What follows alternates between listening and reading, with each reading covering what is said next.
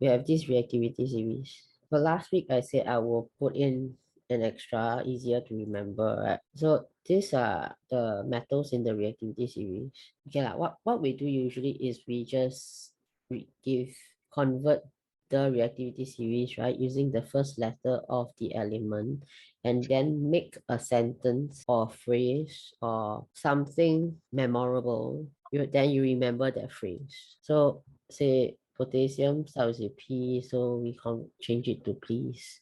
Then sodium starts with S, right? So stop. Then calcium, something like that. So you remember this phrase, and then it will help you remember the reactivity series. So reactivity series, you also know that your more reactive metal is higher in the reactivity series, then the less reactive metal is lower in the reactivity series. So later on, you will need to be able to use that fact, that means the difference in reactivity, right, to predict the position of the metal in the reactivity series. So you have to put them in order. The reduction of, say, metal oxides, they can be converted to metals using carbon. The metal oxides can also be converted back to the metal using hydrogen. So you have this one is with carbon. This series is with carbon.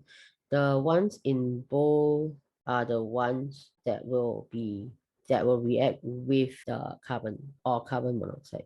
So the more reactive metals will not decompose because of carbon. So when you go down the group, it becomes less reactive.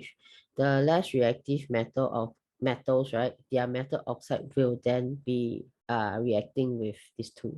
When they react, right, you get metal oxide plus carbon, then you will return to the metal and carbon dioxide. So for example, zinc oxide, when you react it with carbon, it will give you zinc plus carbon dioxide. Then if you use magnesium oxide plus carbon, then there will be no reaction. So when you see a metal, so magnesium oxide and carbon, there's no reaction, then based on this series, right, you will know that magnesium is more reactive than zinc. This is what you're supposed to get out of this. Okay. A brief knowledge of this will do. I don't think it's exactly in your syllabus. Have an impression. Okay. Yeah. So the hydrogen one is the same. The metal oxide will react with hydrogen to give you metal and steam. Just now was metal and carbon dioxide. This one is metal and steam. So the metal oxides that are reduced by hydrogen is only these three. So it's iron oxide, lead oxide, copper oxide. So when you see again, you have maybe say aluminium. Aluminium plus hydrogen gas. Aluminium oxide plus hydrogen gas will not have any reaction. So then you have another situation where you have say lead oxide plus hydrogen gas, then you get lead plus water.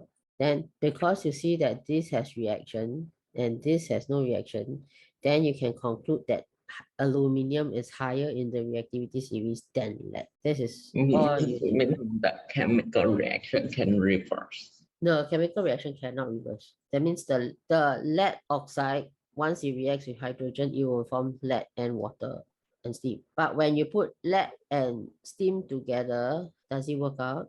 You can go back and then you see if it works out. Okay, lead and steam, no reaction. So it's not reversible. When you want lead to react with steam, then you probably need some more elaborate reaction or more elaborate conditions, not just steam. So that lead oxide plus hydrogen becomes lead and steam. That one is not a reversible reaction. So the takeaway for these two is the more reactive metal oxide, the more reactive metal, their oxide will not be reduced. They will not react with carbon, they will not react with hydrogen. The less reactive metals, right, their metal oxides will react with carbon and hydrogen. So this is a summary here. You can just scroll through this for knowledge.